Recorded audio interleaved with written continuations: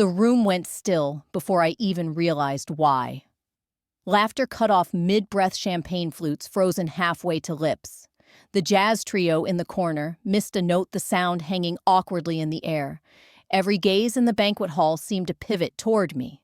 I'd only said congratulations on the big changes ahead. A simple, harmless line. Or so I believed. Across the polished oak dance floor, Madison Cole's smile flickered just for a second like a lamp about to short out. Her crimson lipstick tightened into something sharper, colder. She didn't speak. She just watched me with the kind of appraisal you'd expect from a litigator about to dismantle a witness. Not the COO's beloved daughter. My fingers tightened around my glass, the chilled stem slick in my hand. I wondered what invisible tripwire I had just stumbled over. For 14 years, this company in Chicago had been my home. I was 58 now, the chief architect behind its $1.8 billion audit integrity platform. The quiet foundation that kept our financial house standing. Nobody applauded when the numbers balanced, but everyone leaned on my work when crises loomed. I'd spent nights hunched over servers until my vision blurred. Sundays tracing anomalies no one else could detect. My loyalty wasn't noisy. It was measured in years of quiet victories. Madison. She measured success in curated social media posts and magazine spreads. She didn't build. She inherited. Slid into an executive suite padded by family ties, more concerned with photo ops than compliance protocols. Tonight, in this grand historic hotel ballroom lit by crystal chandeliers, she was clearly the star.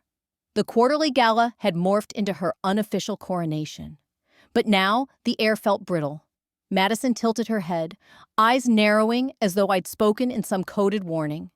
"Interesting choice of words, Nora," she said lightly. The frost in her tone cut deep. My stomach tightened. This was absurd. It was a toast, nothing more. Yet when her phone lit up, I caught the reflection of a message over her shoulder. Add her to the list. Handle it tonight. My pulse quickened. I didn't know what list she meant. But instinct told me one thing. Whatever game I'd wandered into, the rules had just changed. I didn't know what list she meant, but instinct screamed one thing. Whatever game I'd wandered into, the rules had shifted. And for the first time in 14 years, I felt the ground tilt under my feet. The hotel ballroom's glare was still burning in my eyes when a hand clamped around my elbow. No explanations, no polite formalities, just a low murmur, "Miss Bennett, this way." My heels struck the marble corridor in sharp, echoing beats like countdowns in an empty cathedral. They ushered me into a glass-walled meeting room that felt colder than any board session I'd endured in Chicago's winters. Inside, Madison sat at the head of the table, city lights painting her in gold and shadow, like a queen on her throne. Two junior managers stood beside her, kids barely out of college, faces caught between curiosity and unease. "Close the door," Madison said without looking at me. I froze for a beat, my throat dry. "What's going on?" She turned, then eyes glinting like broken glass. "What's going on?" she repeated slowly. "Is that you just violated company protocol. No one hires you to predict the future. That little remark tonight, it wasn't clever. It was a breach. A breach!" My voice cracked with disbelief. "It was a congratulations. Madison, that's all?" Her manicured hand cut the air, slicing my words in half. "You're not important enough to have opinions outside your spreadsheets." The sentence hit like a slap. The two managers traded glances but kept silent, the weight in the room pressed down thicker than the glass walls around us. For 14 years, I had poured myself into this company. I'd built the audit integrity platform that kept us afloat during scandals that could have ended careers. And here I was being dismantled by someone who treated compliance like a fashion accessory. I opened my mouth to defend myself, but then came the click, the casual scratch of a pen across paper. Madison signed her name on a termination order, the ink curling like a death sentence. "Effective." "Immediately," she said, nodding to the managers. "Broadcast this to the internal channel. Let the team see what happens when people forget their place." My breath caught. Broadcast. This wasn't discipline, it was a spectacle. A soft chime broke through my thoughts. I looked down at my phone. Subject termination notice. Effective now. My name. My role. 14 years reduced to a line of text. The sting behind my eyes was sharp and hot, but I wouldn't give her the satisfaction. I lifted my chin, letting the weight of the silence say what I wouldn't. Then I gave a single, deliberate nod. If Madison wanted obedience, she'd have my silence for now. The glass doors whispered shut behind me, sealing off 14 years of my life like a vault I'd never reopen. If you want to be here for the next chapter, and trust me, it's one you don't want to miss, hit that subscribe button so you're in the room when the story continues. The marble lobby, once a place where I'd floated on caffeine highs and quiet triumphs, now felt like a corridor of judgment. Eyes trailed me, some wide with pity, others narrowed in that careful corporate way, as if failure might be contagious. No one spoke. Not even the receptionist who used to offer me coffee with a smile. No one dared meet my eyes. In their silence, I heard it clearly. You're done. You don't matter anymore. My heels clicked against the polished stone, a hollow metronome counting down the seconds of humiliation. The elevator ride to the ground floor stretched like a sentence. Each mirrored wall threw back the image of a woman I barely recognized. Jaw-tight breath, shallow spine, rigid in a losing fight against collapse. Outside, the Chicago night air slapped me with a truth I didn't want to face. I stood on the sidewalk, coat clutched to my chest, staring up at the tower that had been my world. 14 years gone in 14 minutes. I had given everything, sleepless nights, debugging systems no one else understood, weekends lost to crisis calls when everyone else ran for cover. I had built the architecture of trust, the $1.8 billion audit integrity platform that kept this empire from crumbling.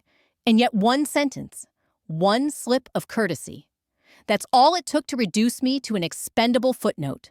My phone buzzed. At first, I braced for another cruel notification, maybe a severance email, HR's final insult. But when I looked down, my breath caught. Alert Tier 3 surveillance mode activated. Secure report dispatch in progress. For a moment, the crushing weight on my chest eased. That wasn't corporate jargon. That was my code. My system, the one they thought they owned, had just switched to self-defense mode triggered by the termination flag. Exactly as I designed it. Exactly as planned. Reports were already streaming through encrypted channels, bypassing every firewall they believed could contain the truth. Financial discrepancies. Log trails of every manual adjustment Madison had made in her frantic attempt to mask losses. Every buried secret was now clawing its way into daylight. A laugh rose in my throat, sharp and brittle, but I swallowed it. Not here? Not yet. I pressed the phone into my palm, feeling the steady vibration like a heartbeat. Then I walked. The city lights smeared into golden streaks against the black canvas of the Chicago night. Lobby cameras tracked my departure, recording what they assumed was a defeated woman. If only they knew. The real storm wasn't trapped in that high-rise. It was walking out with me. In the back of the cab, the city blurred past, but my mind stayed razor-sharp. My thumb hovered over my screen, scrolling through a private dashboard almost no one knew existed. Not the IT department, not the CFO, not even the board that had signed my paychecks for 14 years. They thought they owned my work. They thought wrong. Years ago, when I designed the audit integrity platform that became the company's $1.8 billion crown jewel, I didn't just build a fortress for them, I built a shield for myself. Deep inside its architecture, invisible to casual eyes, lived a silent failsafe. If my credentials were ever revoked without due process, the system would trigger Tier 3 surveillance mode. It wasn't sabotage, it was insurance. Because in corporate America, loyalty is praised in public and punished in private. That little line of code they overlooked, it was my lifeline. So when Madison tapped confirm termination, she didn't just end my career, she lit the fuse. The moment her approval hit the server, my system flipped its hidden switch. Encrypted backups splintered like tributaries, rerouting financial data through secure tunnels I'd laid years earlier. Destination: the Federal Audit Oversight Commission. Every number, every transaction, Every midnight adjustment no one was meant to see. And it didn't stop there. The automated report carried full integrity logs, chronological fingerprints of every edit, every user ID, including Madison Cole. As I watched the progress bar on my private feed tick upward 83%, 91%, 100%. A calm I hadn't felt all night settled over me. In that high-rise boardroom, Madison believed humiliation was my full stop. What she didn't realize was that she'd just written her own first line in a federal investigation file. I pictured her back in the ballroom, champagne in hand, basking in applause, blissfully unaware that her quick-fix edits those late-night alterations to bury a $320 million shortfall were already in federal hands. Her name wasn't buried in code anymore. It was floating to the surface like oil on water. The cab slowed at a red light, and for the first time in hours, I exhaled. This wasn't revenge, not yet. This was a process I had engineered with the same meticulous care I'd built every safeguard into their empire. They thought I was predictable, silent, contained. They were only half right. I slipped my phone into my bag, a small smile pulling at the corner of my mouth. The waves were building, and I was no longer standing on their shore. Madison hated waiting, and she despised surprises even more. Yet both were closing in on her as she sat in the glass-walled war room, staring at the crimson error message pulsing across the screen report invalid. Verification failed. Her polished nails tapped against the conference table, each click like a ticking clock. This wasn't how tonight was supposed to go. It was meant to be her victory lap, one final dry run before tomorrow's investor meeting. Everything had been lined up, flawless slides, tailored talking points, a narrative portraying Cole Financial as untouchable. And now, the system she'd been bragging about for months was spitting out rejection codes like a stubborn old mule. "What the hell is this?" she snapped, swiveling toward the IT lead, a wiry man whose tie seemed to tighten with every second. It looks like the final integrity check didn't pass," he stammered, fingers flying across the keyboard. "The system's saying the report isn't authentic." Madison's jaw tightened. "Fix it. Now," Madison said sharply. The IT lead nodded, beads of sweat forming along his temple. "Running diagnostics. But it's odd." She leaned forward. "Odd how the system's requesting a level 3 verification protocol. Then give it whatever the hell it wants." Madison barked. Her pulse pounded in her ears as the man typed furiously. Another pause. Then he looked up, voice small. "It needs a digital signature. Nora Bennett's." The name struck the room like a bullet. Madison's expression didn't twitch, but inside heat crawled up her spine. That woman again! Even after being shown the door, Nora was still in her way.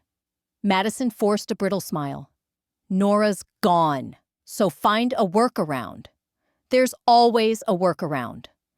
The IT lead hesitated, eyes flicking toward the error log. "Ma'am, this isn't standard encryption. It's proprietary. It might take time." "Then buy time." Madison snapped, lowering her voice to a venomous whisper. "And if you can't find someone who can, I don't care what it costs." She sat back, crossing one elegant leg over the other, projecting calm like armor. Inside her, thoughts clawed for stability. This couldn't unravel. Not after all the late nights, the buried edits, the careful illusion she'd built to conceal a $320 million crater in the balance sheet. For a flicker of a second, panic gnawed at the edges of her composure. But she smoothed her skirt, exhaled slowly, and summoned her mantra. Everything can be bought. Everything can be controlled. She believed it. She had to. Madison's penthouse office looked like something out of a magazine, spread floor-to-ceiling windows spilling moonlight across imported marble, the Chicago skyline glittering like an audience applauding her ambition. Except tonight, the stage felt like a trap. The investor briefing was less than 14 hours away. Every slide was polished, every talking point rehearsed, every question anticipated. It was supposed to be the perfect performance, her moment to cement control. But now, the system, Nora's system, was locked. and the key belonged to the one person she just publicly humiliated. And still, the system refused to validate the reports. Every tick of the clock in Madison's penthouse felt like a warning siren in her skull. Her manicured hand dug into the edge of her marble desk as she spoke into the phone. Just get it done. No excuses. On the other end, a low chuckle. You're asking me to crack a proprietary audit platform built by the best in the business. This isn't some college firewall. The man let the words hang in the air like bait. I love a challenge. His name was Rafe Mercer, an underground legend, the kind of figure whispered about in boardrooms as both savior and shadow. Madison wired the advance before he even asked. Minutes later, her secure line buzzed again. Rafe's camera feed came to life, framing him in a dim room, lit by the glow of multiple screens, each flickering like constellations. All right, sweetheart, he drawled, fingers gliding over the keyboard. Your golden cage is impressive, but not unbreakable. For the first time in hours, Madison exhaled. She watched lines of code cascade across his monitors like sheets of rain. Barriers fell. Security protocols folded in on themselves. Her pulse began to steady. Confidence fractured. Earlier in the night started stitching itself back together. See? Rafe smirked. Almost there. Whoever built this left a hell of a weight. His voice hitched just enough to make Madison's breath catch. What she snapped. Rafe leaned in, brows furrowed. Double lock. Not just a digital signature, there's a second gate. Biometric authentication tied to a verified national ID. And guess who it belongs to? Madison's grip tightened around her glass. Nora. Bingo. Rafe's grin faded into a grimace. Without her unique token and live biometric ping, this system doesn't just stay locked. It bricks any override attempt. Permanently. For a heartbeat, the only sound was the hum of the city below. Madison's reflection in the glass looked nothing like the polished executive she projected. Her jaw-clenched pupils blown wide with something close to panic. Then, in one violent motion, she hurled her laptop to the floor. The crash echoed through the penthouse shards, scattering across marble like ice. Down the hall, her assistant startled. Ma'am Madison smoothed her hair with trembling fingers. Voice silk over steel. Bring me a fresh machine, Madison said calmly, and tell the CFO I'll have everything ready by morning. Her mask slid neatly back into place, flawless cold. But inside the rope she'd been balancing on was starting to fray. She whispered to herself, as if repetition might make it true, everything can still be controlled.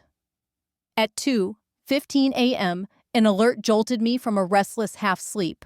One sharp vibration against the nightstand. I blinked into the glow of my phone, my pulse kicking higher as the notification expanded, unauthorized modification detected. Video capture active. Logs secured. For a second, I thought fatigue was playing tricks on me. But when the dashboard loaded, the truth stared back crisp, undeniable. Every line of code whispered it in cold precision. Madison was in the system, not just in it, burrowing into its core. Scraping numbers like a thief rifling through vaults. I sat upright, sheets pooling at my waist, and tapped into the live feed. There she was, bathed in the sterile glare of her office lights, her face locked in icy determination as her fingers tore across the keyboard. The camera angle caught everything, the faint tremor in her wrist, the tight line of her jaw, with each manual override. Beside the video, the log scrolled on a black and white confession rendered in pure data. 2:14 a.m. Adjustment initiated. Operating loss for Q3. 2:16 a.m. Override approved under user credentials. M. Cole. 2:20 a.m. Data mask applied, reshaping the balance sheet summary as if nothing had ever been wrong. And then at 2:23 a.m., the system flagged a hidden ledger proof of something far darker than an innocent mistake. The figure resolved on screen and my stomach turned. $320 AZ in all bar ZE all barns. Losses buried under glossy charts and manufactured optimism. The empire they paraded as unshakable was nothing more than a paper fortress. And Madison, The queen of this crumbling chessboard was wagering everything on deception. For a long moment, I just stared, frozen in the dim light of my apartment. Outside the city of Chicago hummed as if nothing had changed. 14 years I had spent building a system to uphold the truth. 14 years believing integrity still mattered. And now, the woman who had humiliated me in front of an entire floor was now slicing through the truth as if it belonged to her. A soft chime cut through my thoughts. Another notification appeared, this one colder than steel Federal Audit Oversight Commission. Evidence received, emergency inquiry initiated.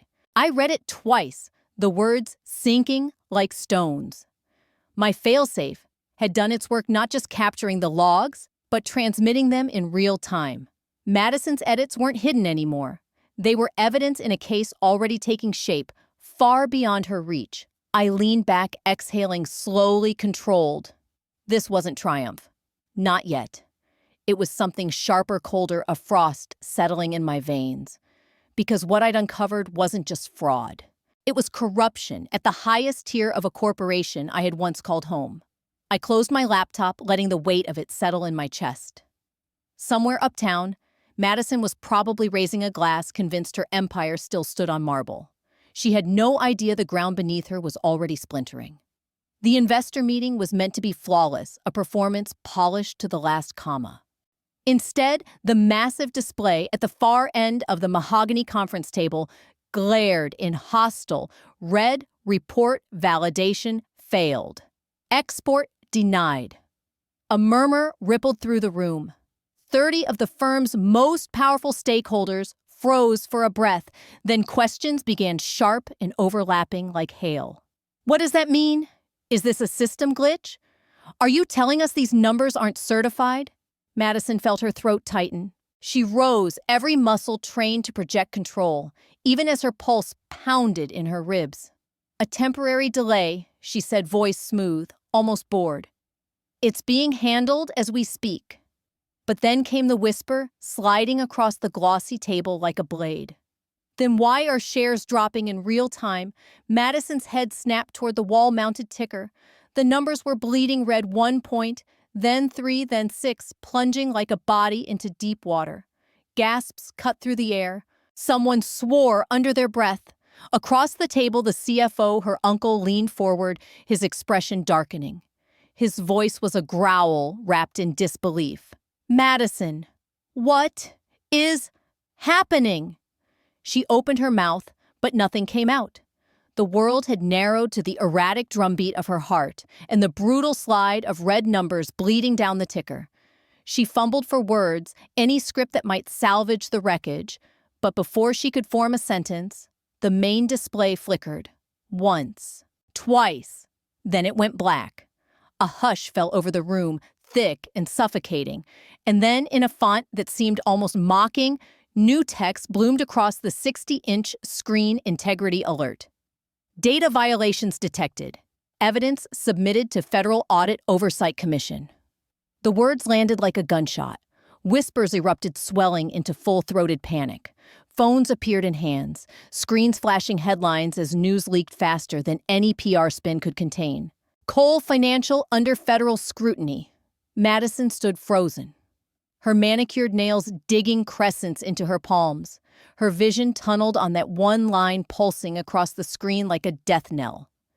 Evidence submitted, which meant logs, which meant her edits, every override, every midnight mask, no longer secrets, now proof. Madison. The CFO's voice was steel through clenched teeth, but the fury in his eyes said more than the hush reclaiming the room. She swallowed hard, her spine stiffening under the weight of 30 pairs of eyes. Some wide with shock, others carrying the quiet cruelty of vindication.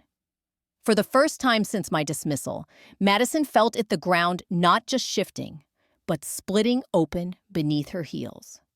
The call came as I stood on the rooftop of my apartment building. The Chicago skyline spread before me like a theater stage before its final act. My phone buzzed once. No name, just a number I knew from the boardroom's inner circle. "Nora," the voice said, clipped and urgent. "We need to talk. They didn't ask where I was. They didn't need to. 27 minutes later, I stepped into the same boardroom that had once held my silence like a coffin. Now it was thick with a different kind of tension. The sharp, acrid scent of desperation hung in the air, barely masked by cologne and polished wood. Madison sat at the far end, pale and rigid. Beside her, the CFO, her uncle, wore the hollow expression of public embarrassment. The rest of the room was quieter than I remembered, like every question had already been asked, and no one wanted to admit they knew the answers. The board chair didn't waste words. "We need that system back online. Nora, can you reverse the lockdown?" I didn't sit. I didn't smile. My answer was cool, controlled. Yes, but not for free. A ripple moved through the room. "I'll reinstate access." I continued under one condition: Madison resigns. Effective. Immediately. Publicly. Madison flinched like I'd struck her. The CFO's mouth opened, but I lifted a hand and cut him off. "And the second condition," I said, sweeping the table with my gaze, "the service contract for the Audit Integrity Platform transfers in full to my firm, exclusive license, maintenance, security, deployment rights. All of it." Gasps circled the table. One board member's pen slipped from his hand and clattered onto the wood. "You're extorting us," the CFO said finally. "No," I replied, voice steady as ice. "I'm offering you a lifeline. The system isn't just locked, it's flagged. The Federal Audit Oversight Commission is already reviewing your data trail. They'll see every user ID, every login, every edit. I don't have to tell them who changed the reports. The logs will." Madison's face crumpled. Her carefully composed mask cracked clean down the middle. She opened her mouth, maybe to deny, maybe to plead, but no sound came. The room felt smaller. The CFO looked away. The board chair cleared his throat, then nodded once. "We accept the terms." I turned toward the screen, already keying in the credentials that would drag their empire back from the brink on my terms. This time, the woman they silenced was gone. The architect had returned, and the boardroom no longer smelled of panic. In its place was something sweeter: control. I sat where I had once stood in silence, the polished boardroom table gleaming like a mirror between us. A leather folder rested before me, embossed in gold: maintenance and licensing agreement. Exclusive Provider Lock Systems, LLC. On the final page, the number glowed like a quiet sunrise. 2,000 it's using them hiren. "Sign here," the board chair said, sliding the pen toward me.